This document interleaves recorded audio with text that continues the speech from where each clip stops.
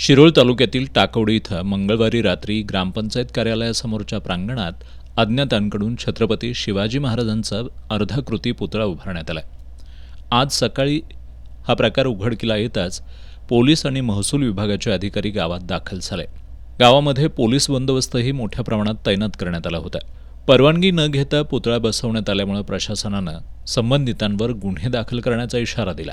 ग्रामस्थ आणि तरुणांनी हा पुतळा काढून अधिकृतपणे परवानगी घेऊन तो पुन्हा बसवावा असं आवाहन प्रशासनाकडून करण्यात आलं.